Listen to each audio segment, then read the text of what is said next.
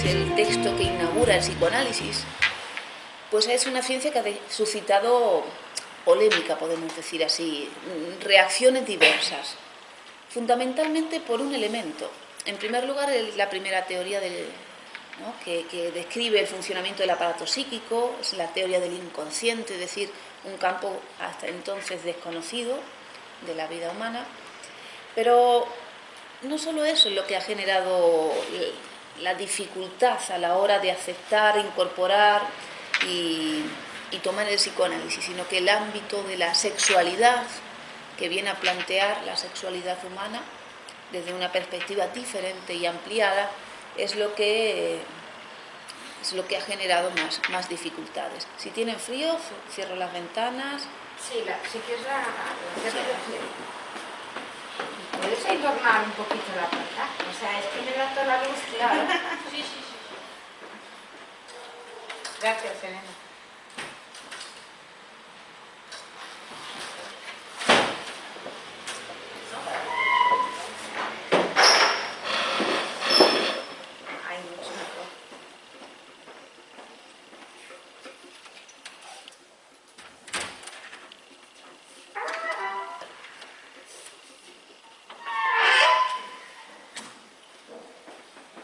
Entran ganas de hacer un teatro. Sí. Buenos días. Pues ese ámbito de la sexualidad, que es un elemento intrínsecamente unido al concepto de inconsciente, supone en nosotros una modificación de nuestra forma de pensar. Es decir, como hemos recibido las cosas y como hemos conformado nuestra concepción de nuestro funcionamiento, que sabemos que lo hacemos a través del pensamiento consciente o racional y el pensamiento. Buenos días, adelante por favor. Bueno, para situarnos hoy y ya concluyendo de alguna manera estos espacios, toca también pues eso, cerrar temporada, plantearse propuestas para la siguiente y plantearnos próximos proyectos. Hoy nos encontramos en torno a un texto de Freud que se llama Enamoramiento e hipnosis. Es interesante porque la hipnosis era un procedimiento que se utilizaba en el tiempo en el que Freud comenzó a desarrollar sus investigaciones, a principios del siglo XX. Charcot, Breuer y otros científicos estaban investigando fundamentalmente en el ámbito de la histeria, utilizando el método de la sugestión hipnótica. Hasta ese momento no se sabía el origen, la etiología de los padecimientos psíquicos. Sabemos que se había utilizado la internación en sanatorios, la lobotomía, descargas eléctricas, electroshock, psicoterapias que intentaban... Venga. Distintas psicoterapias que hasta entonces, la catarsis, por ejemplo, que estaba también investigándose en esa época. El primer texto que escribe Freud es en unión con Breuer, uno de sus maestros, que es psicoterapia de la histeria, y ahí tomaban el método catártico, que era, ellos pensaron que hablando el sujeto podía descargar una intensidad afectiva que había generado el trauma, es decir, una situación vivida por la persona que no había podido expresar emocionalmente y esa energía había quedado cargada, como una sobrecarga en su aparato, y en ese entonces pensaban que facilitando la comunicación de esa situación sobrecargada o traumática, si la podemos llevar a ese término, porque entonces se hablaba de la teoría del trauma, se pensaban que eran situaciones traumáticas, podemos pensarlo como de una intensidad que uno no había podido gestionar, no tanto por la cualidad de la misma, sino por la intensidad. Luego Freud se va a distanciar de esto, ¿de acuerdo? Pero en ese entonces, estamos en los comienzos del psicoanálisis, todavía no había desarrollado la teoría, pues estaba investigando con otros investigadores con el ámbito de la sugestión hipnótica, la catarsis, etc. Una vez que escribe la interpretación de los sueños, 1900, obra inaugural, toda la obra teórica se va a desarrollar a partir de ese texto, hasta el año 1939, que creo que es cuando muere Freud. Ahí está el desarrollo teórico del psicoanálisis. Ahí no va a tomar la hipnosis, ¿no? Antes me comentaba, ¿esto es una charla de la hipnosis? Bueno, es una charla de psicoanálisis. Pero Freud va a hablar en varios puntos de la hipnosis también para indicarnos que nos vamos a diferenciar porque no vamos a utilizar ese método. ¿De acuerdo? ¿Por qué él no va a tomar ese método? Él en ese momento va a tomar todo lo que hay. Incluso si leen el texto Autobiografía de Freud, que es muy interesante, más que hablar de su vida, va a hablar de cómo él llegó a ser el que desarrolló teóricamente el psicoanálisis, es decir, cómo hizo de eso, o se fue construyendo en él, ese destino fundamental de su vida y que ha hecho de Freud para la historia de la humanidad.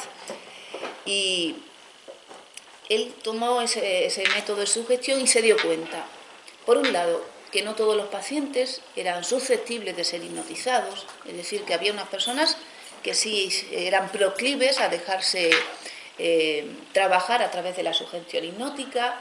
Ello favorecía de alguna manera un afloramiento de ciertos contenidos que el paciente no recordaba sobre su vida y que en ese proceso sugestivo el paciente comunicaba, ¿no? Entonces era como una facilitación de la comunicación a través de la relación terapéutica con el método, con el terapeuta.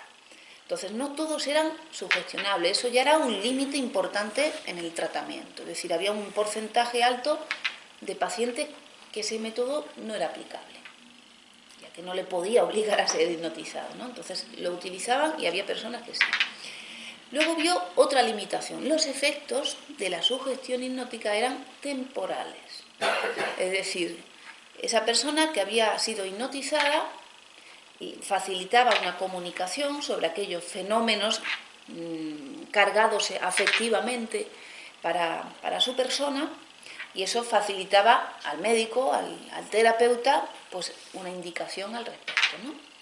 Pero los efectos no eran duraderos, por tanto, no era un tratamiento que aspirara a la curación de los pacientes. Entonces, eso Freud también lo va a notar. Este método no permite una intervención definitiva sobre el proceso patológico. Pensemos que en aquella fecha pasan los mismos procesos psíquicos patológicos que pasan en la actualidad, solo que con una aparición diferente. Los ataques histéricos de entonces o las manifestaciones histéricas de entonces no son las mismas que aparecen ahora, pero sigue habiendo procesos histéricos, ¿no? Las enfermedades mentales que se manifestaban entonces siguen manifestándose ahora, pero con otros síntomas, con otras apariciones, porque evidentemente los procesos sociales se han modificado, ¿no? Y también el conocimiento de los mismos. Entonces también el sujeto necesita no reconocer el origen de sus síntomas para que puedan cumplir su utilidad como síntomas. Es muy interesante ese aspecto. La función que cumplen los síntomas para el aparato psíquico, de alguna manera, es una especie de solución frente al conflicto que ha motivado los mismos. Entonces, ese tomarlo como una especie de solución nos indica que el paciente no tiene que reconocer el conflicto, porque si no, ese síntoma no cumpliría su función.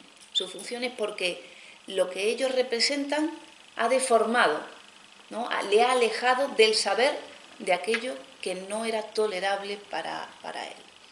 Vamos a hablar de un conflicto que más que traumático es algo que yo no he podido aceptar en mí mismo, ¿no? El conflicto verdaderamente es que hay deseos en mí, tendencias que en mi conciencia no acepta en mí, que son rechazadas por mi aparato consciente, que yo no puedo elaborar, pues, porque cuando llega a la conciencia algo yo puedo aceptar o rechazar, puedo llevarlo a cabo o no, pero lo puedo elaborar.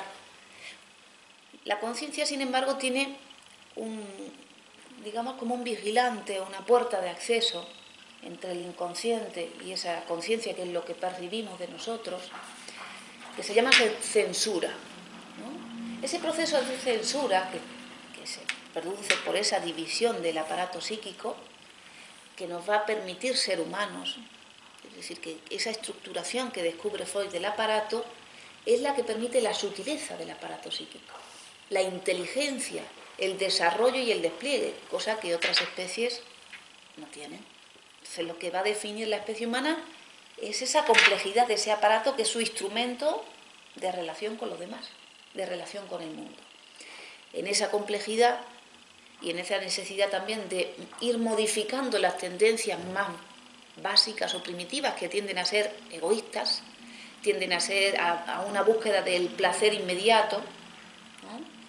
Evidentemente, si tomamos a un niño como el humano más básico, una materia bruta o prima de alguna manera, sabemos que en sí el niño no es capaz de ese desarrollo al que aspiramos como humanos. En ese sentido no tiene ningún conocimiento sobre el mundo, ni sobre su... no tiene inteligencia, tiene los elementos que le van a permitir desarrollarla.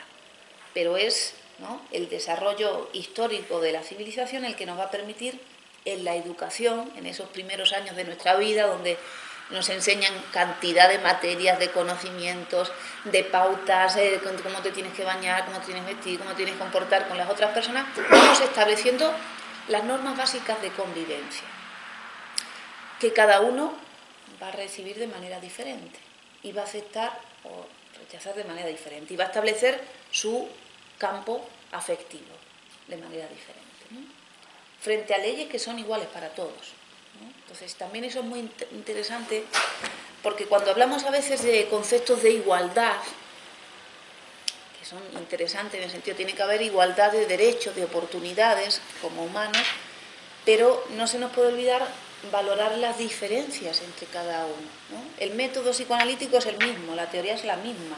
Todos como humanos tenemos el mismo modelo de funcionamiento. Usted no funciona de manera diferente a mí, su aparato, luego sus productos sí son diferentes, sus tendencias son diferentes, sus gustos son diferentes, total, ¿no? Entonces, desde esa teoría que nos permite explicar esa totalidad, ahora, y el doctor Menas y el doctor Freud nos lo recuerdan siempre, hay que trabajar la diferencia de cada paciente. El tratamiento de cada paciente se construye y es diferente para cada uno. Es más, en el proceso psicoanalítico de cada uno, uno va siendo diferente en su proceso, ¿no? Se va observando a lo largo del tiempo de la terapia, o del análisis de cada uno, cómo ese paciente fue atravesando distintas modalidades de pensamiento, modalidades psíquicas también, ¿no? Él viene a descubrir también que los procesos patológicos, que en aquel entonces primero eran, como repito, eran desconocidas su etiología, y se pensaban que eran productos de una falla del aparato, ¿no? Si yo me golpeo aquí, me estropeo la muñeca, me estropeo la mano, ¿no? Sigue siendo una mano, pero estropeada, ¿no? Se pensaba que la locura era, ¿no?, incluso se habla, ¿no?, disminución de los neurotransmisores, alteración de no sé qué, ¿no? Se hacían intervenciones, ¿no?, sobre el cerebro del sujeto, que se siguen haciendo en la actualidad, pensando que hay una localización anatómica del funcionamiento psíquico, cosa que Freud nos va a decir. Hay un funcionamiento estructural, pero no coincide con lo orgánico. No hay localización orgánica del funcionamiento psíquico. Eso va a ser también un avance fundamental, ¿no? El tratamiento, entonces, va a ser a través de las palabras, no a través de la intervención sobre el orgánico, porque no es en ningún, ¿no?, lugar orgánico donde se va a manifestar. Por aquel entonces, por ejemplo, o si ven la película Histeria, que es interesante también, ¿no?, se ve como en ese desconocimiento de la etiología de la histeria llegaron a intervenciones en las cuales casi parecían prácticas sexuales, ¿no? Iba al médico y le hacía un masaje, se llamaba un masaje pélvico a la paciente, viendo que así mejoraba su estado nervioso, llamémoslo así. Claro, uno ve eso y dice, pero le está masturbando, ¿no? Entonces, claro, era un desconocimiento tal donde ya de alguna manera hasta Charcot, Breuer y los científicos mayores a Freud en aquella época reconocían, pero no teóricamente, una relación con la sexualidad de las personas, pero teóricamente no tomaban ese elemento. La moral les hacía, ¿no?, era como que la ciencia y la moral no se unían en ese aspecto, ¿no? Había un límite moral para el desarrollo científico. Y claro, confundían la sexualidad únicamente con lo genital, ¿no? Esta mujer es que su marido no le da el placer que necesita. Esta mujer es que no ha conocido varón y entonces esa energía... Entonces no es eso. Va a tener que ver, pero no es eso, ¿no? Freud va a ampliar el concepto de sexualidad y va a decir que la sexualidad humana es la posibilidad del lenguaje, de la palabra, ¿no? Y cómo nos censuramos frente a eso. La palabra nos lleva a la sexualidad, a la genital, al amor, nos lleva a las relaciones con los otros, a los pactos. Sin palabras no puede haber... Follaríamos como los animales, ¿no? Pero eso no nos daría ningún placer, ¿no? Entonces, sin palabras, sin psíquico, no hay humano, ¿vale? Entonces estamos hablando de la sugestión, de esos límites donde no todo eran hipnotizables, los efectos eran temporales.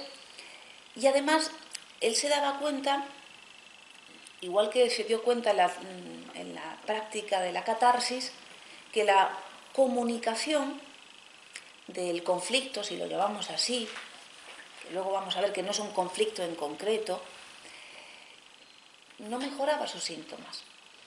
Porque estudiando el aparato dice, bueno, hay una tendencia inconsciente que ha sido reprimida, ¿no? Que no ha sido permitida su paso a la conciencia, por tanto el paciente no se da cuenta de lo que le ha pasado con esa persona o en esa situación. No se da cuenta porque no lo puede aceptar, ¿no? Su moral no le permite ese acceso. Lo rechaza. Cuando se rechaza, no desaparece. Freud se da cuenta que la represión no es desaparece el deseo, desaparece la tendencia. No. La represión lo que hace es apartar esa tendencia de la conciencia, de la elaboración consciente. Pero ahora hay un peligro, porque esa represión que lo aparta de la conciencia lo lleva al inconsciente como deseo reprimido o tendencia reprimida, pulsión reprimida. La pulsión es como una energía, dice que es entre lo psíquico y lo orgánico, ¿no? Es la energía con la que venimos y que luego tiene que ser puesta en objetos exteriores para su satisfacción. Si no, en el propio organismo, si se queda la pulsión enferma. Tiene que ser exteriorizada, libidinizando los objetos, a las personas, las relaciones, ¿no? Cuando esa tendencia es reprimida, dice, ahora va a escapar al control de la conciencia, ¿vale? En la conciencia no va a haber malestar.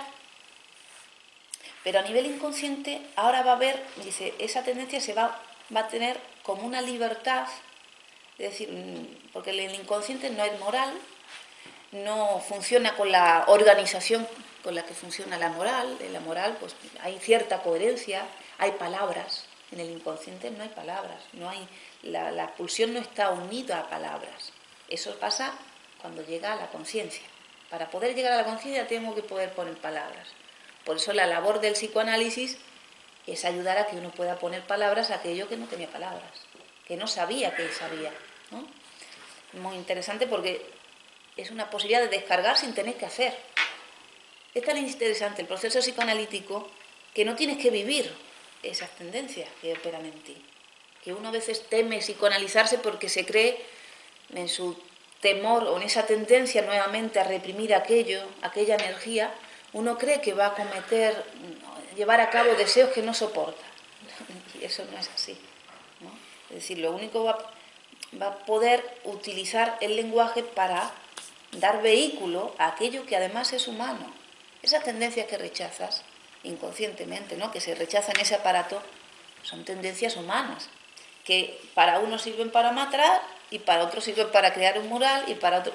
Es decir, que la diferencia es cómo uno luego lo ha proyectado en el exterior. Es la única diferencia. Por eso Freud, en ese desarrollo teórico, da un gran paso para la humanidad. Si antes los enfermos eran personas casi demoníacas, ¿no?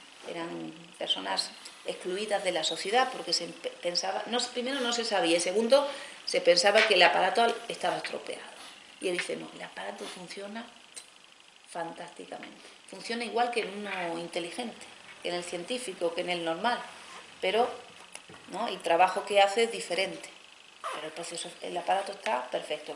De ahí es que el tratamiento permita la modificación de ese resultado, sin modificar el funcionamiento del aparato, ¿no?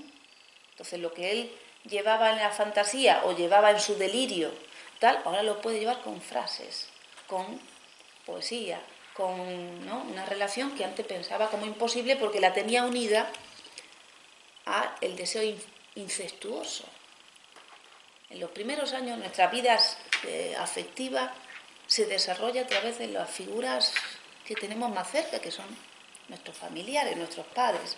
Es el primer modelo humano que recibimos, el molde con el cual pues vamos a aprender a hablar, a hacer caca, a comer, a amar, a odiar, a partir de eso, ¿no?, de esos primeros modelos, que luego tenemos que ampliar, que separarnos de ahí para poder acceder al mundo. La dificultad está en que a veces esa separación no quiere llevarse a cabo. Seguimos idealizando esos modelos infantiles y no podemos amar o interesarnos por lo diferente que el mundo nos plantea. Esa es la dificultad.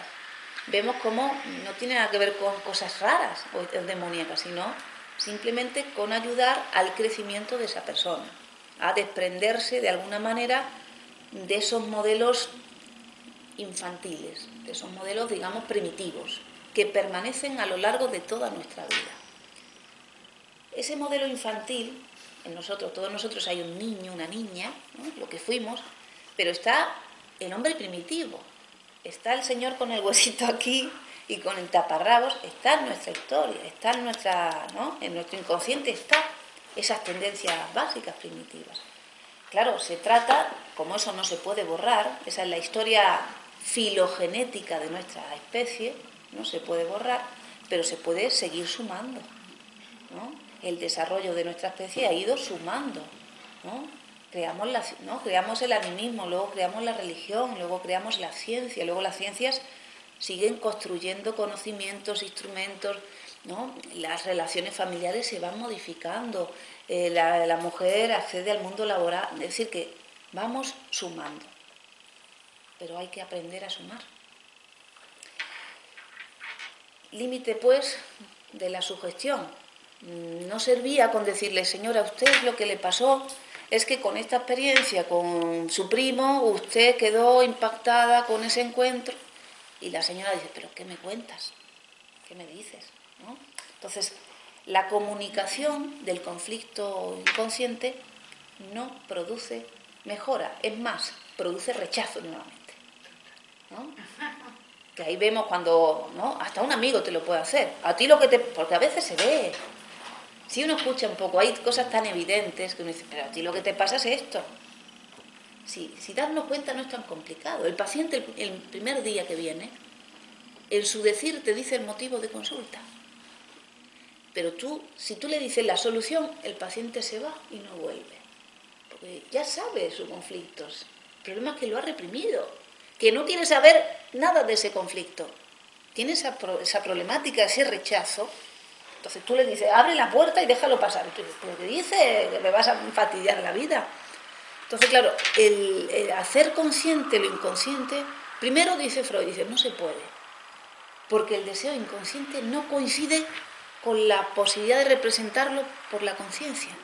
Es otra manera de pensar, es otro tipo de energía. Entonces, cuando interpretamos, no hacemos lo inconsciente consciente. Creamos el deseo, pero lo estamos transformando. Nunca va a ser el deseo inicial, el deseo primordial. Ese ya nunca se alcanza. Fue inconsciente, ¿no? Fue reprimido, forma parte de nuestra prehistoria. Ahora hay que interpretar ¿para qué? Para que el sujeto pueda ir modificándose. Que la dificultad que tiene es a ir modificando su pensamiento. Hay una permanencia en ciertos modos de pensar, ¿no? Hay un empobrecimiento de tu capacidad libidinal. Hay modelos que uno tiene tendencia a amar, a aferrarse a ellos, y modelos que uno rechaza, cuando sería conveniente que pudiera relacionarse con ellos, ¿no? Hay una intolerancia, ¿no? Entonces el trabajo va a ser aumentar nuestra tolerancia a las palabras, a las personas, a las situaciones, para luego que cada uno pueda hacer algo diferente frente a eso. Entonces, frente a esos tres límites, Freud dice, yo voy a renunciar al uso de la hipnosis, ¿no? Aquí en este texto, Enamoramiento e hipnosis, él observa que el enamoramiento en sus estadios, porque el enamoramiento es un primer enlace al objeto amado, ¿no? Si hemos hablado de pulsión, hemos dicho que esa energía que está en nosotros, que además en los primeros años de nuestra vida va a haber un desarrollo donde se va constituyendo nuestro aparato psíquico, que es la fase de constitución de la libido, la etapa oral, anal, genital, fálica y la pubertad. En esos modelos estamos constituyendo nuestras pulsiones, ¿no? Estamos construyendo nuestro cuerpo pulsional. El cuerpo físico no es un cuerpo, sino que está conquistado por lo psíquico. Por eso las enfermedades, sin tener en cuenta lo físico, lo psíquico, no puede ser. No somos un cuerpo como el móvil, no es un objeto inanimado, ¿vale? Pero es que el cuerpo, mi cuerpo, ¿no? Mi pierna, mi mano y tal, no es un objeto aparte de mi psiquismo. Están en funcionamiento entrelazado. Es mi psiquismo el que invade, conquista y utiliza como medio de expresión mi cuerpo. Siempre. De ahí está la histeria, que utiliza el proceso de conversión, es decir, que los afectos, en lugar de ser puestos en palabras, utilizo la conversión, la somatización, y mis órganos toman un cariz erótico, ¿no? Hay una erotización del cuerpo. Y las enfermedades psicosomáticas, que es un grado mayor, está más cerca también de la psicosis, porque enfermo el órgano. Es decir, hay una dificultad para representar la vida psíquica, lo hace corporal. Lo psíquico lo lleva a lo corporal. Y ese órgano es, ¿no?, cómo el sujeto habla. Le llegan a poner nombre a sus patologías, ¿no? Ya está otra vez aquí fulanita molestando. Ya no sé, ¿no? Entonces no hablan de ellos, no tienen historia de deseo. El psicosomático no habla de sus deseos, habla de sus síntomas. Tengo brote de no sé qué, tengo no sé qué. Entonces, claro, es una complejidad, todavía no tienen lenguaje. El histérico o la histérica tiene deseos y tiene conflicto con sus deseos, tiene una erotización que no puede llevar de otra manera, ¿no? Convierto mi excitación, en vez de decirlo, mi cuerpo dice que estoy excitado, ¿no? Pero no me enfermo, en el sentido, mi mano es sensible, pero no está estropeada, ¿no? Es interesante, ¿no? Y en el enamoramiento, que es poner nuestro deseo libidinal en un objeto exterior, me enamoro de usted, te empiezo a conocer y digo, ¿cómo es? ¿No? ¿Cómo es y tal? No sé qué, quiero conocerte. Bueno, todos sabemos que el enamoramiento es un proceso muy interesante, ¿no? muy sugestivo, si lo llamamos así, pero poco viable para la vida. Es decir, uno no puede vivir enamorado. Cuando uno está enamorado, hay un proceso que se llama sobreestimación amorosa. Eso quiere decir que valoro a mi objeto amado por encima de sus cualidades reales.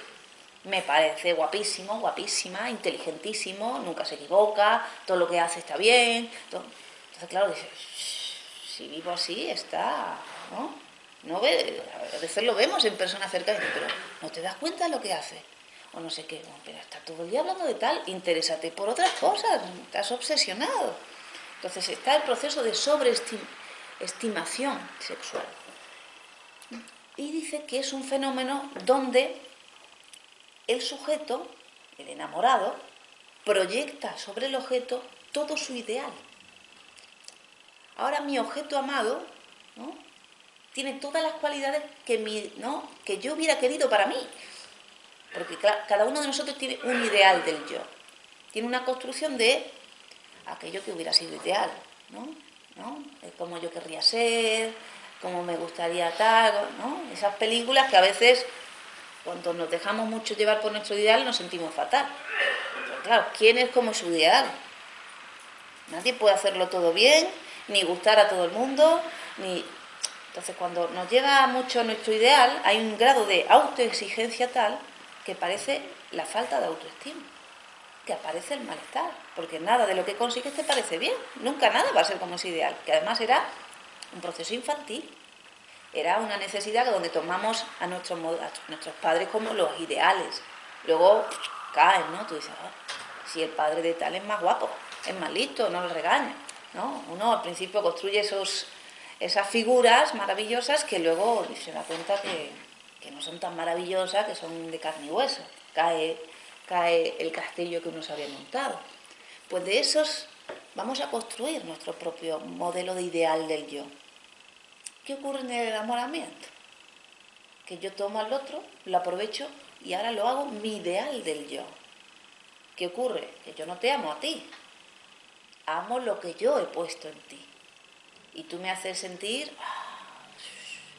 ¿Por qué? Porque tú cumples mi ideal, ¿no? Y encima tú, no, estás conmigo, eres un juguete mío, ¿no? Entonces es un grado de, además dice, de sometimiento, porque claro, frente a eso, frente a esa situación de satisfacción, ¿quién renuncia? ¿No? Si todo te lo he puesto yo, pero ¿qué ocurre? Hay un empobrecimiento del yo. Dice, claro, yo te lo he puesto todo a ti, pero ¿y yo quién soy?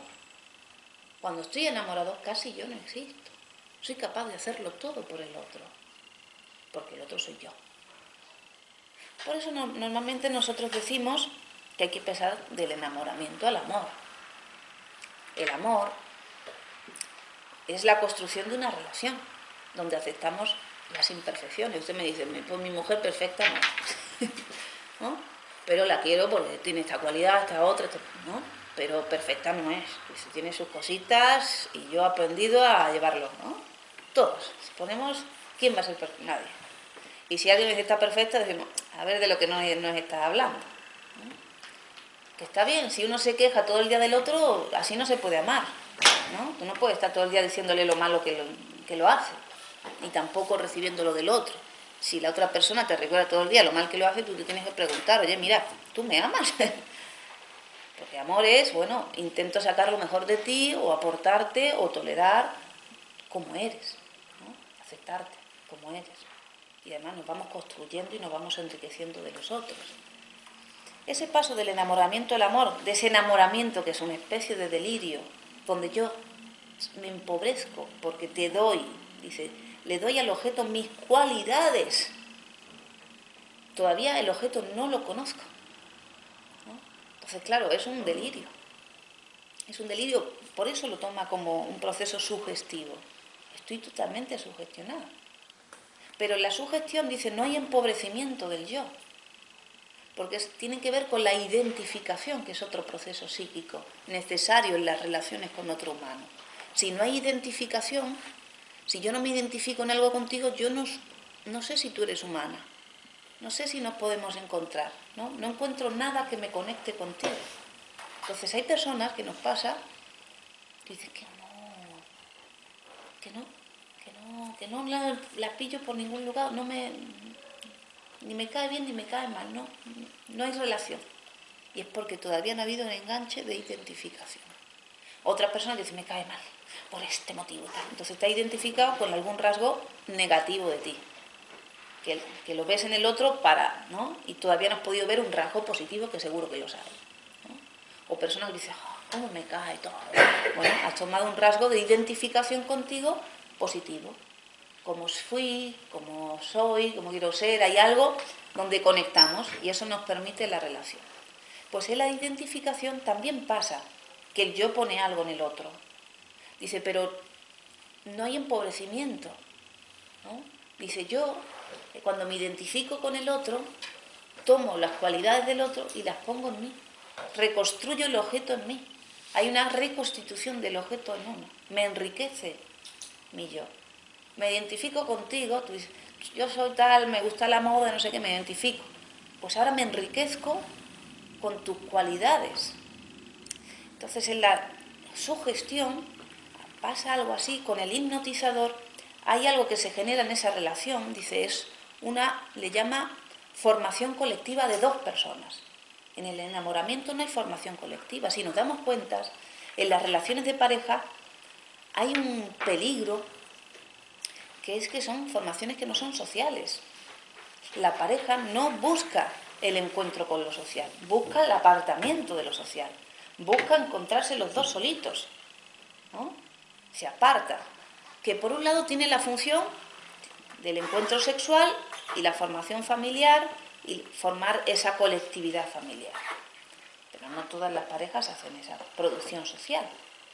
Y si se quedan ahí, hay un empobrecimiento social importante, como observamos en muchas personas, que desde que se emparejaron dejan de interesarse por los amigos, aparecen los celos, no sé qué. Entonces, claro, hay un empobrecimiento libidinal de esa pareja porque se ha aislado de los demás.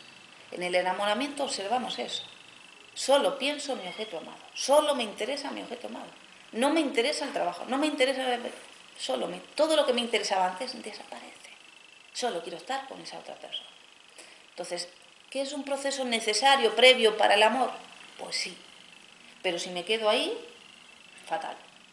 Entonces, del enamoramiento al amor hay un cambio, porque hay una decepción. Si bien en el enamoramiento el otro era la bomba, cuando te empiezo a ver las imperfecciones, cuando empiezo a ver que hay cosas que contigo no puedo hacer, que hay cosas que no piensas como yo, que tu familia es diferente a la mía, entonces empieza a ver vidas diferentes. Ahí hay dos resoluciones. O te amo, te acepto, acepto que somos diferentes, pero quiero seguir contigo, o te rechazo como objeto amado. Tú no me gustas, tú no eres como yo pensaba. ¿Cuántas veces ha pasado? Dice, no, es que no me gustó nada. Claro, bien que te gustaba antes. Antes te parecía a tu ídolo. Y luego tú dices, ¿cómo yo pude estar con esa persona? ¿Qué ciega que está? Claro, estaba cieguísima.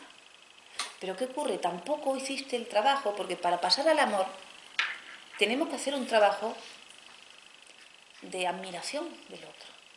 Es decir, tengo que buscar en el otro cosas que yo admire, que me interesen, elementos comunes o que se produzcan comúnmente como proyectos. Si no hay proyecto con el otro, ¿qué me va a hacer estar con el otro? Esos enlaces con el amor y el enamoramiento están basados en las tendencias sexuales. Si no, no necesitamos enamorarnos. Con los amigos nos lo pasamos súper bien, pero no tenemos satisfacción sexual. Entonces, la pulsión sexual nos va a llevar al enamoramiento, nos va a llevar a buscar a alguien en el que poder satisfacer ese campo. Y dice Freud que después de cada encuentro sexual hay una disminución de la estimación del otro, ¿no? Entonces, cuando no trabajamos, cuando en los primeros encuentros con alguien, en muchas ocasiones, ¿no? Y no hace falta que nos confesemos, pero al principio es muy apasionado, ¿no? En muchos encuentros es todo el día en la cama, ¿no? Claro, hay como una descarga sexual muy importante. Pero si no hacemos otras cosas, si no están esos otros elementos de admiración, de gusto y tal, después de esos primeros fogueteos, se va todo el interés hacia la otra persona. Porque la satisfacción sexual, después de cada descarga, va disminuyendo el acercamiento, el interés, la atracción hacia el otro, ¿no? Dice que primitivamente nada nos llevaba a estimar al otro humano. El otro humano era un rival. ¿Qué ocurre? Que es un rival que permite satisfacer unas tendencias que yo solo no puedo satisfacer. Aunque te hagas la paja, no es lo mismo una paja que un encuentro sexual con otro humano, ¿no?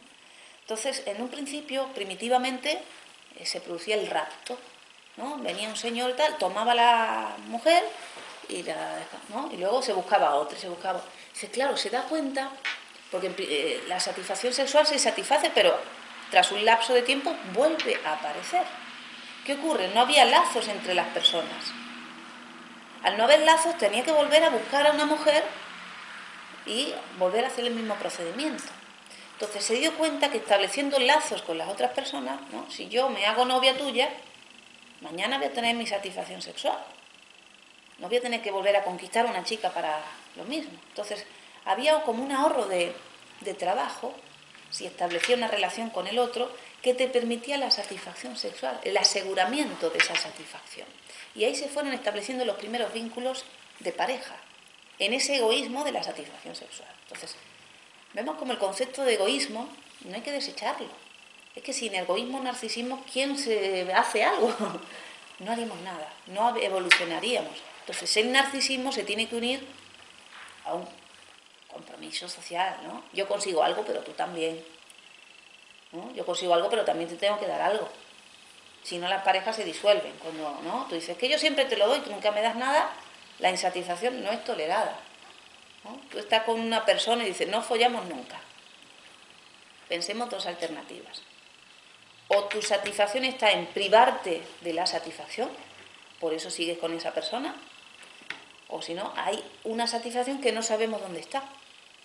Si no, nada te llevaría a estar con el otro, no habría amor. Siempre busca el aparato la satisfacción, ¿no? Entonces vemos esas parejas donde hay una fogosidad sexual que se agota con el tiempo y se separan como pareja. Se separan porque solo les unía la atracción sexual. No les unía nada intelectual, no les unía nada social, ¿vale?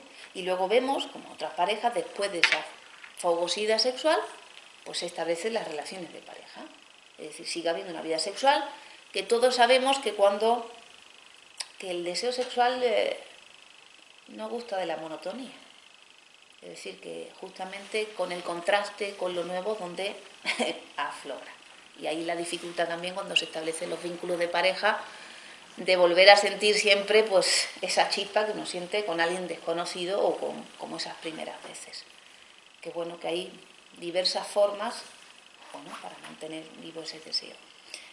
Pero que si solo cuidamos el deseo sexual y no cuidamos lo otro, esa pareja no puede continuar. Entonces continúa porque hay otros lazos que establecen esa continuación. Y donde ese empobrecimiento que yo había puesto en el otro no lo puedo soportar mucho tiempo, ¿no? Caería en un estado de decrepitud frente al objeto amado. Entonces, si tú eres maravillosa y yo soy una mierda, al final tú te vas a cansar de que yo sea una mierda y que tú seas siempre la maravillosa. Vas a decir, oye, yo también quiero amarte, ¿no? Entonces, ese enamoramiento no puede ser muy prolongado. Tenemos que pasar al mundo real donde somos dos objetos y donde tú tienes cualidades y yo tengo cualidades. En el proceso del hipnotizador hay un embargamiento también de la atención, ¿no? El que es hipnotizado pone un poder en el hipnotizador que no lo tenía, se lo doy yo, ¿no? Pero no me empobrezco, como pasa en el enamoramiento, ¿no? No empobrezco, pero yo le doy el poder al hipnotizador para que puedan ejercer poder sobre mí. Tanto que Freud dice que en los experimentos que hizo con el hipnotizado, dice, si tú le dabas una indicación, una orden, podemos decirlo, ¿no?, que contradijera sus tendencias, el sujeto no lo llevaba a cabo. Pues claro, si uno dice, si está hipnotizado, si tiene sugestión, yo puedo influir sobre el otro.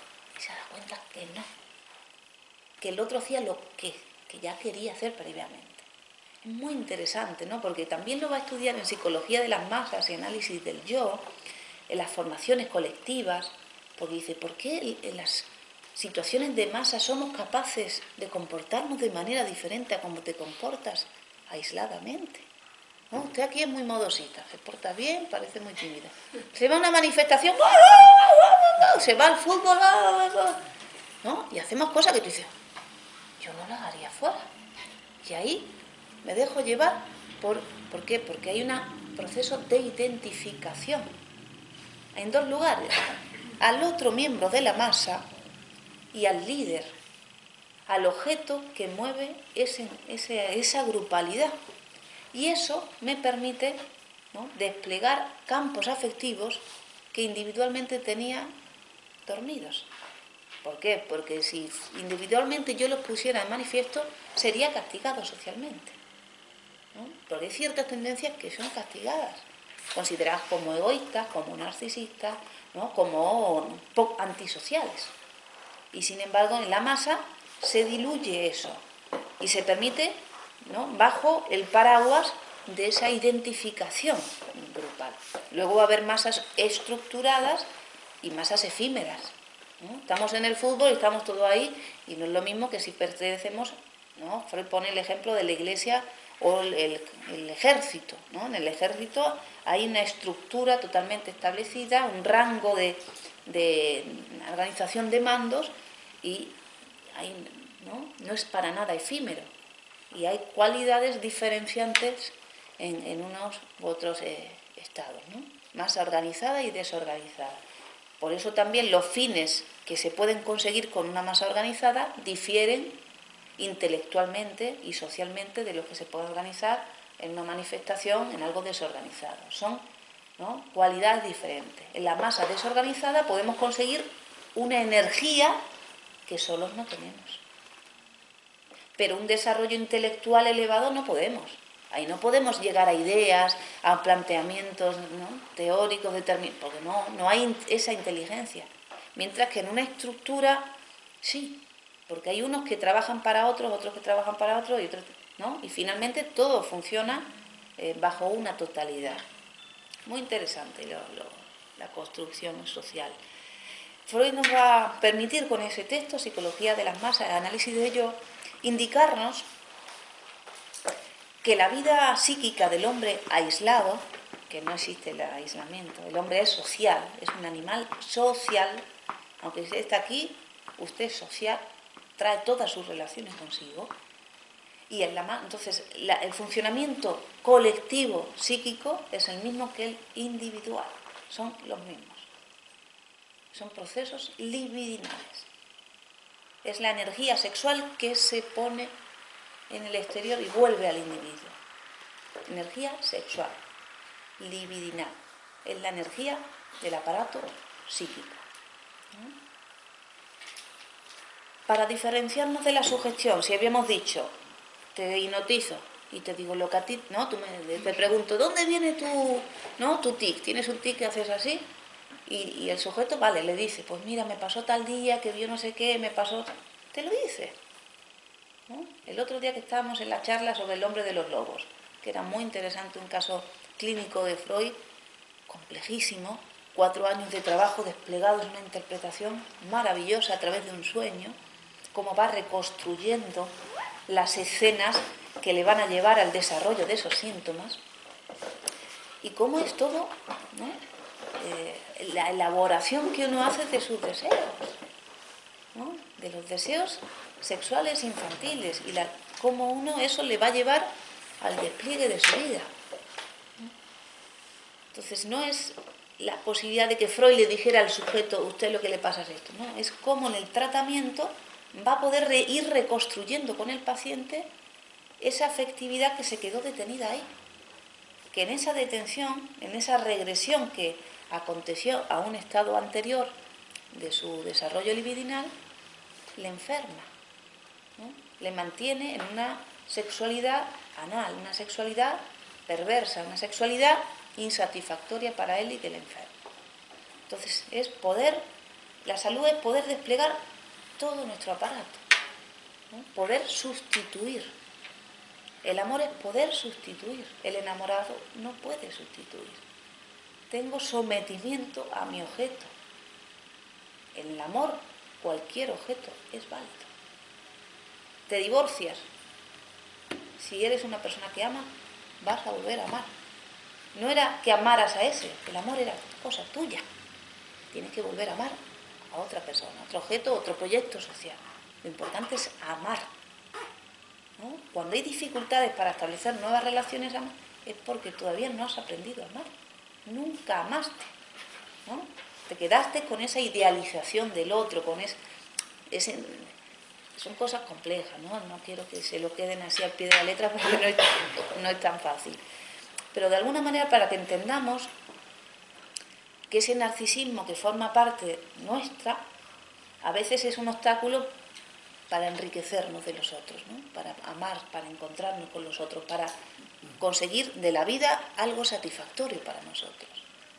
El trabajo del psicoanálisis es un trabajo de estudio, de investigación, para decir, oye, funcionamos así, ¿no? Esa es la teoría, ¿no? Yo soy científica e investigo eso, pero luego está el paciente, ¿no?, la construcción de su vida, ¿no? Y eso es otra cosa. Cada uno tiene que construir una vida satisfactoria para él. Una vida que pueda vivir sin enfermedad, sin los límites que le imponen sus síntomas, sus inhibiciones, que bueno, que le han servido para llegar hasta aquí, pero que con el análisis va a desplegar la energía que tiene como humano. Entonces, eso, no es conveniente vivir sometidos a ninguna sugestión. No es conveniente vivir sometidos a la idealización de nada, sino vivir en la constante construcción de eso que nos diferencia del otro y que me une al otro. Y que el análisis te permite, a través de las palabras, dice Freud, nosotros tenemos que trabajar desde el campo de la conciencia, trabajar para, de alguna manera, que esa censura pues no sea tan intolerante, ¿no? Para que pueda decir, son palabras, que no lo va a hacer, ¿no? Que le pierda miedo a las palabras, porque las personas tenemos miedo a las palabras, creemos que decir, creemos que soñar, ¿no? Cuando uno llega con tanto miedo que hay palabras prohibidas para uno. Hay sueños que no te acuerdas porque te generan malestar, y son sueños, ¿no? Los sueños son. Bueno, pues hay parte de tu vida psíquica que como te genera displacer, está rechazada para ti, y es tu vida. Entonces vamos a trabajar ese campo de displacer porque ¿no? Lo podemos desplegar en otros elementos. El mecanismo de la represión tiene que ser psíquico, no tiene que ser el recurso que uno use, ¿no? Constantemente frente a cada cosa que le produzca displacer. ¿No? La madurez del aparato, el niño, no me gusta, no me quiero bañar, dice que no y se va. Infantil. Lo que no le gusta no lo quiere hacer. Pero el adulto no puede tener esa actitud. ¿Cómo que no? El gusto ya no vale. ¿Te conviene o no te conviene hacer eso? ¿Te conviene o no te conviene esta relación? Entonces eso, otro orden de utilidad. Y hay cosas que te convienen y no te gusta, pero te conviene, ¿no? Y uno lo hace porque le conviene. Y cuando haces las cosas, luego como las vas libidinizando, te acaban gustando. Porque lo del gusto es una excusa neurótica, es una excusa infantil, es una tendencia para seguir actuando como actúas. Es uno de los obstáculos que tenemos también, ¿no? Y bueno, uno al paciente no le dice nada, le va dejando que poco a poco vaya pudiendo salir de ahí. Es como si tuviera una pequeña habitación y vive ahí creyendo que el mundo es eso. Y luego poco a poco va ampliando su mundo, solito con ese proceso, ¿no? Se va dando cuenta que cada uno, sí, no hay que empujar a nadie. Entonces, por eso Freud dice, no hay que empujar al paciente, no hay que decirle las cosas, hay que interpretarle cuando él ya lo tiene casi en la punta de la lengua, cuando ya lo puede reconocer en sí mismo. Entonces llega la interpretación. ¿Para qué? Para, ¿no?, producir una novedad, algo que formaba parte de tu aparato y era desconocido para ti, y a partir de ahí te abre el siguiente campo de elaboración, ¿no? Y el análisis puede ser interminable, en el sentido que no se acaba el objeto de conocimiento. Otra cosa es el tratamiento de cada uno, el análisis de cada uno, que uno diga, quiero continuar o quiero detenerme, pero el funcionamiento siempre es así, ¿no? Y además, como es inconsciente, por mucho que yo me psicoanalice, igualmente lo inconsciente sigue siendo inconsciente para mí. Entonces también necesito de lo exterior para interpretarme, si no, yo no me veo, yo me padezco, ¿no? Una preguntita. Has dicho que la identificación supone un enriquecimiento, en contraposición al enamoramiento, ¿no? Pero se podría decir que en el enamoramiento hay una identificación desbordada, digamos. Claro, es que está elección de objeto y está identificación. Son dos procesos que a veces parecen unidos o parece que se confunden, ¿no? Porque la identificación, yo me puedo identificar contigo y no tomarte como objeto, ¿no? No elegirte como pareja, o no elegirte, y me puedo identificar y decir, ¿no? Tenemos cosas en común. Además, no es del orden consciente, es del orden de que hay algo de lo que tú haces que me lo tomo, ¿no? Algo de tu riqueza que yo la tomo, algo de tu experiencia que yo lo sumo a mi carterita, ¿no? Yo digo, ¿no? Algo de él es mío también. Entonces, por eso dice que hay reconstitución del objeto en el yo, ¿no? Lo que tú haces, como si me lo comiera, ¿no? Me identifico, me lo incorporo. Y eso en el enamoramiento también pasa, porque también algo me identifico con el otro, ¿no? Hay cosas que el otro hace que yo a veces creo que también las he hecho yo. Pero pierdo mi propio límite. Yo tiendo a sentir que... Si es enamoramiento, pierdo mi límite. Ya digo, hay empobrecimiento del yo. Para que tú seas tan maravilloso, yo te lo he puesto, porque si no, nadie es tan maravilloso. Yo no puedo hablar siempre bien de ti, ¿no? No me puede parecer todo, es como una ceguera, que todo lo que veo es bueno. Todo el mundo dice, pero algo será diferente, ¿no? Alguna crítica, una opinión. No puede ser que dos personas estén de acuerdo en todo, es imposible. Hay alguien sometido al otro, ¿no?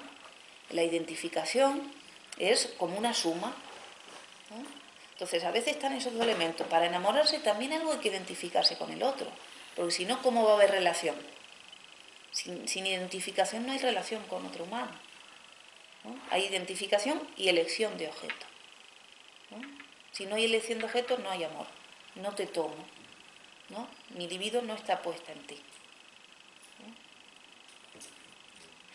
Y, por ejemplo, si yo soy una mujer, yo tengo que haberme identificado con otra mujer para poder ser una mujer, ¿no? Y, en primer lugar, también hubo elección de objeto en la persona con la que me identifiqué, que fue mi madre, ¿no? Mi madre fue mi primer modelo de identificación y mi primera elección de objeto. Fue mi primer objeto amado. Luego tiene que ser renunciado. No me puedo quedar amando a mi mamá. Que luego los distintos objetos amados van a tomar rasgos de ese primer modelo, ¿no? Porque va a quedar impreso en mí ese modelo, pero ya tienen que ser otros objetos, ¿no? Pero esa identificación primordial, primordial es con otro humano. Mi mamá es otro humano que me hace humano. Y luego mi mamá va a ser una mujer, ¿no? Que me permita ser una mujer. Pero luego voy a tener que tomar otros modelos de identificación, no solo mi mamá. Entonces, luego va a haber identificación y elección de objetos. Pueden aparecer juntas o separados. Cada vez que me identifico, no me enamoro del otro. No. En ese sentido, identificación y empatía sería lo mismo.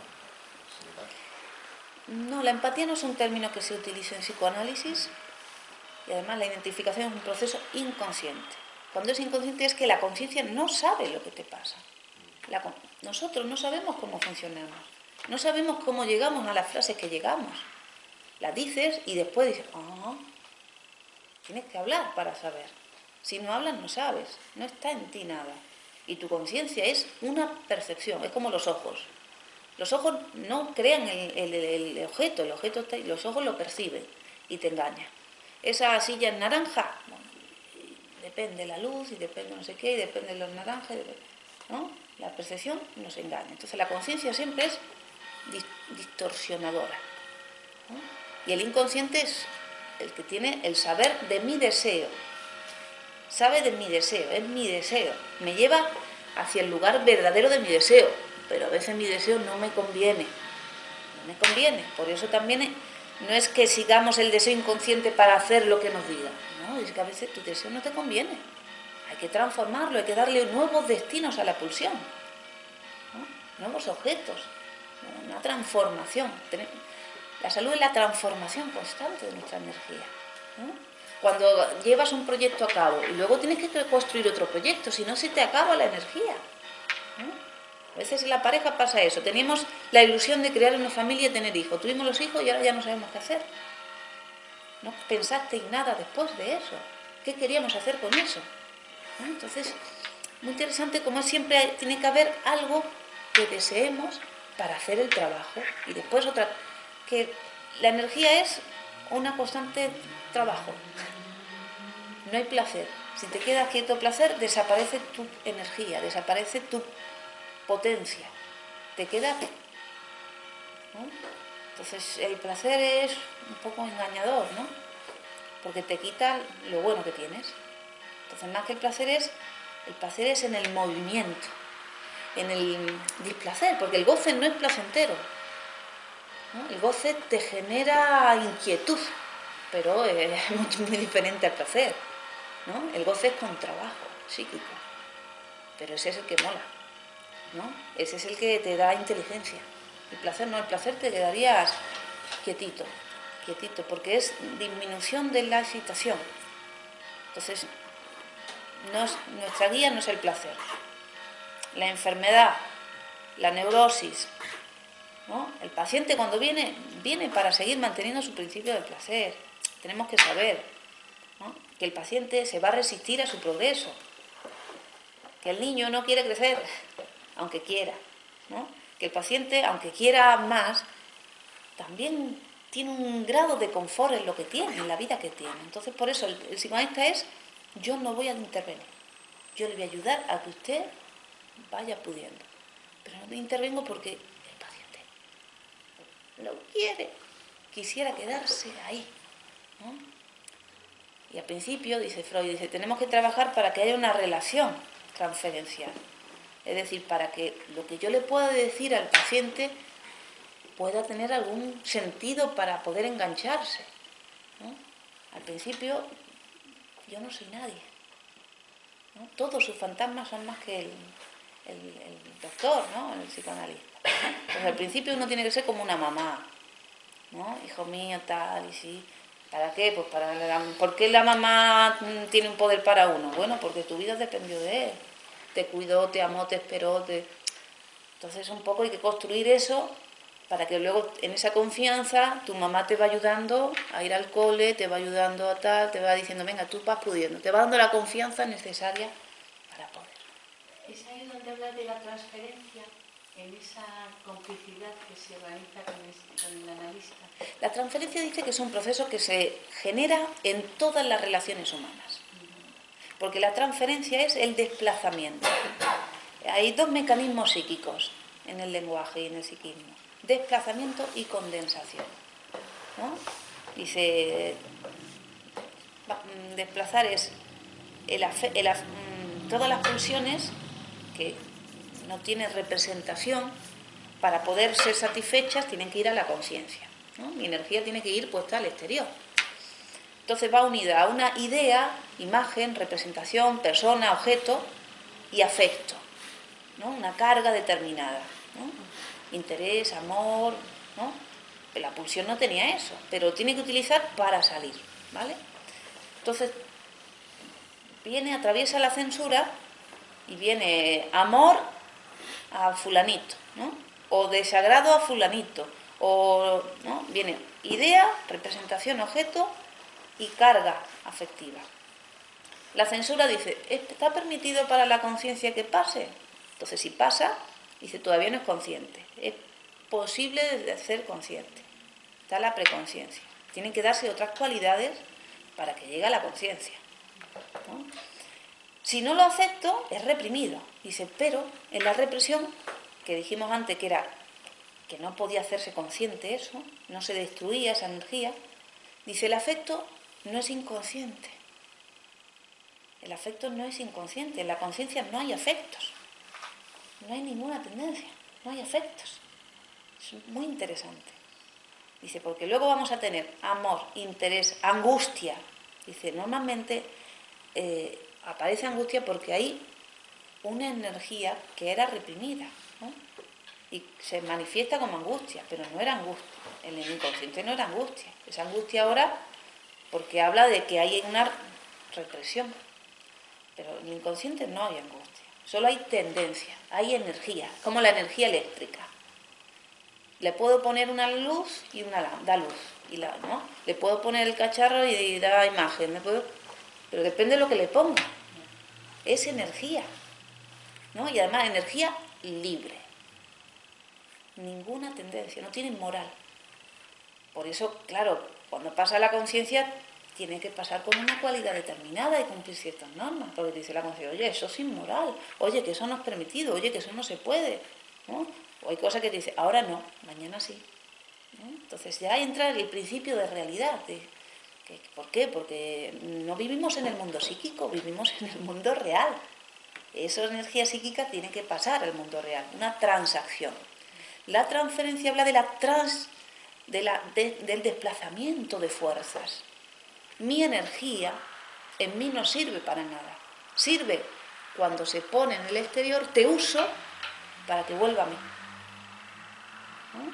Entonces la transferencia es que uso al otro como ese vehículo de mis deseos. Que tiene que haber la identificación para que haya relación, si no, no hay transferencia.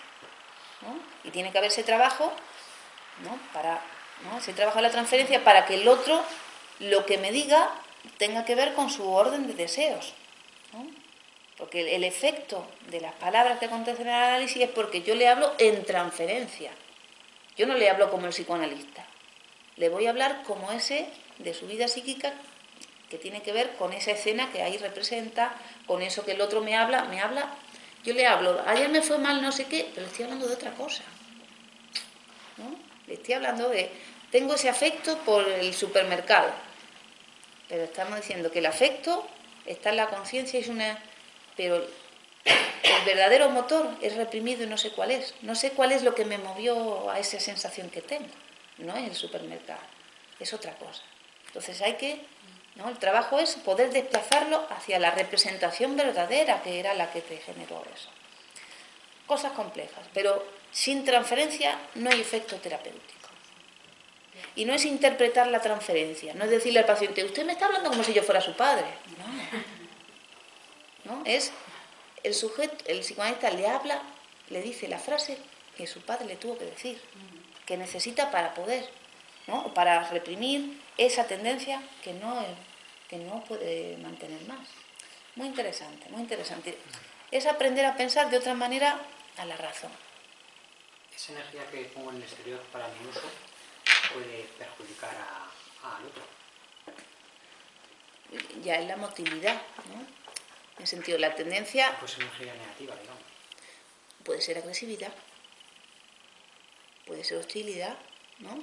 Puede ser una frase, porque también Freud lo que va a descubrir que nadie influye sobre nadie, ¿no? Si decíamos que el hipnotizador te daba la frase que tú rechazabas, él la volvía a rechazar. Entonces, ni el hipnotizador, que se supone que tú le habías dado un campo para influirte, te puede influir. Uno solo toma aquello que acepta, ¿no? Entonces, en mi energía exteriorizada, la agresividad, tú dices, está proyectada hacia los otros, vale, pero la agresividad es para mí, ¿no? Porque el otro se puede apartar de mí. Tu pareja, tú te portas mal y se te puede abandonar. El otro tiene vida, ¿no? Pero el daño te lo haces tú. Cuando, ¿no? Por ejemplo, el silencio es agresivo. Tú dirías, bueno, pues el silencio es agresividad y es silencio, ¿no? Entonces, una mayor tendencia agresiva que esa, porque te puedo pegar un cate. El primero, hasta te puedo pillar desprevenido y te lo doy. Pero el segundo, si te quedas, que eres masoquista, ¿no? Porque si no, tú me dices, o te defiendes. Pero el problema es eso, que yo me he quedado con mi agresividad, que el golpe me lo doy yo. Entonces, esa tendencia está en nosotros, pero son tendencias que hablan de nosotros mismos, de nuestra sexualidad, de lo que yo necesito. Yo necesito golpearme, ¿no? En el acoso escolar y los comportamientos agresivos son muy complejos, pero muy interesantes de estudiar y de tratar, ¿no? Porque claro, es la sexualidad de la persona exteriorizada de esa manera. Y está hablando de cómo establece las relaciones con los otros, y claro, de una manera perjudicial. Para los otros sí, pero para él. El que se saca de lo social es él, ¿no? Entonces la agresividad tiene que ser trabajada para que se manifieste pues con una frase que tú puedas devolverme, que puedan ser palabras. Yo te puedo decir, es que me cago en la mar. Tenemos la discusión y mañana estamos con una sonrisa. Esa es la salud. No es que yo me reprimo todo lo agresivo y me aguanto que me las den todas. Eso no es normal, ¿no? Que a veces uno se reprime sus tendencias agresivas y luego te manifiestan de otra manera, ¿no? Entonces no. Si algo te sienta mal, tú tienes que poder decirlo, separarte de esa persona. pero es aprender a expresar, a canalizar tu agresividad que forma parte de ti, ¿no? Ahí, en la fase de constitución del yo, hay un periodo que se llama fase del espejo, y donde ahí entra en juego la agresividad, porque el otro, que me constituye para ser un humano, me genera agresividad, porque yo soy un sujeto fragmentado, y a ti te veo completa, y eso no lo puedo soportar. Que tú seas completa y yo no sepa, ¿no? El niño fragmentado, ¿sabes? Muy interesante. Son muchas cosas que estamos abordando, pero es una invitación, por un lado, para tumbarse en el diván, iniciar en uno ese proceso de autoconocimiento, ver cómo en mí es eso, y luego de estudio, acercarse a los textos de Freud y decir, a ver, ¿cómo Freud ha llegado a estas conclusiones? Él insiste en sus textos, Freud es un investigador maravilloso, y él te dice, claro, a todos nos gustaría una teoría completa, definida, total, pero eso no existe. Dice, yo me voy encontrando los fenómenos y los voy agrupando entre las cosas que veo comunes y luego voy pudiendo explicar esos fenómenos. Pero no, tengo que construir esa explicación, no viene hecha. Entonces vamos así y te va mostrando cómo es el proceso de investigación científica. Cómo no puedo querer, te conozco y ya te defino. No, te mato. No es indefinible, lo tenemos que construir. ¿No? Te tengo que construir en la relación y tú vas variando además en esa relación, porque tú ya no vas a ser tú, la relación que tengamos, yo voy a ser otra y tú vas a ser otro. Hasta Kant dice, habla de sujeto cognoscente. Dice, cuando yo estudio la materia, no solo la materia se modifica, sino que el investigador se modifica. ¿No? Y en psicoanálisis dice, el paciente se modifica, pero el psicoanalista se modifica. Son dos agentes que se van modificando en esa operación. Entonces tenemos que aceptar que la relación nos va construyendo, que el psicoanalista de ese paciente al principio no es el mismo de luego, porque lo vamos construyendo ahí. Y es muy interesante porque es aceptar la transformación permanente, que ese va a ser nuestro campo de batalla, si lo tomamos así, o de juego o de vida. La transformación constante. Tocan las campanas. Les ha gustado tu frase. Y bueno, si no tienen una cosa más. Tengo apuntado antes, has dicho que con los síntomas no necesito aceptar el conflicto. Claro, el síntoma es hasta el delirio, que es un síntoma, dice, es una manera que el psiquismo del paciente toma como intento de salida a su conflicto, ¿no? Es decir, que es como una especie de solución, porque esa energía reprimida quiere salir. Como las enfermedades. Las enfermedades son síntomas. Claro. La enfermedad es un conjunto de síntomas, ¿no? Porque el síntoma puede ser cuando tratamos los síntomas, a veces en la psicología hay tratamientos sintomáticos. Entonces, tú tienes fobia al ascensor, te trato la fobia al ascensor, te hago subir el ascensor. Tú dejas de tener fobia al ascensor, pero luego tienes fobia a otra cosa. Luego tienes otro. Es decir, que lo que tenemos que trabajar es el mecanismo psíquico, que es el que produce los síntomas. Porque el síntoma se desplaza, ¿no? Veamos los casos clínicos de Freud. Va a ver cómo el sujeto con 3 años tenía este síntoma, 4 años taco, luego no sé qué, luego no sé cuánto, luego no sé cuánto. Fue transformando los síntomas, mientras que el mecanismo psíquico que originó el síntoma era uno, ¿no? Era, ¿no?, el deseo que motivó, ¿no?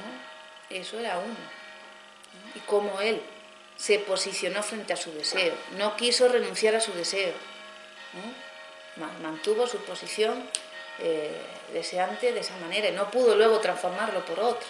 Entonces, me puede gustar esa modalidad, el perverso, me gusta esa modalidad, pero renuncio a todas las demás. ¿No? Entonces, en esa permanencia no solo es que me gusta esa única manera, sino que además huyo de la castración. Entonces, no, somos castrados, si somos divididos. Nunca voy a poder decir la frase completa que me gustaría, nunca voy a poder acertar del todo, ¿no? castrado es eso, aceptar mi incompletud, aceptar la mortalidad, aceptar el límite, aceptar que siempre vamos a ser imperfectos. Y esa es la perfección. Que no tengo que querer alcanzar un cierre porque no lo hay, luego se vuelve a abrir, se vuelve a... ¿no? Y en el síntoma quiere como cerrar, contener eso que es incontenible, que está hecho para ser desplazado, ¿no? Y el síntoma lo contiene y te lo quita para tu vida, para el amor, para la energía, ¿no? Y encima te hace padecer. La represión genera mucho gasto de energía, porque está la energía que quiere exteriorizarse y está el vigilante que quiere todo el día vigilar para que no pase. Entonces, ese trabajo no lo puedes hacer para otras cosas, ¿no? Entonces, ahí el problema, que el paciente viene y quiere defenderse, ¿no? Quiere mantener sus síntomas, porque claro, esos síntomas le hacen que no sepa del conflicto. Pero claro, no puede nada más, no tiene energía para nada más. Entonces, bueno, es a irle ayudando a que vea que eso que utilizó de bastón no es tan necesario, Un poco así. Bueno, el próximo encuentro, no sé exactamente qué día es, se lo voy a decir. Uy, que nos estamos pasando hoy, ¿no? Vamos a ver. El próximo en concreto es este jueves, en Grupo Cero, la doctora Norma Menasa, da una charla sobre la resistencia y la represión. Es una oportunidad que ustedes tienen para escuchar a una gran docente con gran experiencia, para conocer el espacio de la escuela y perfecto, a las 5:30 el jueves, ¿vale? Muy bien, y el sábado tenemos un recital del doctor Menasa, sí, a las 7 de la tarde, que es también una maravilla conocer, bueno, a la persona que ha fundado esta escuela y que es un gran poeta. Y uno de los avances de Grupo Cero, ¿no? Lacan era un estudioso de Freud. Y nosotros estudiamos a Freud, estudiamos a Lacan e incorporamos la poesía a ese instrumento de conocimiento del psicoanálisis, ¿vale? Entonces, el estudio que nosotros hacemos es del instrumento poético aplicado a este desarrollo científico, ¿vale? Que ya Freud lo desplegó, pero nosotros seguimos trabajando en ese rubro, ¿no? Grupo Cero es poesía y psicoanálisis como instrumentos para la producción del inconsciente. La vida se compone de innumerables pasos que a veces no sabemos a dónde dirigir.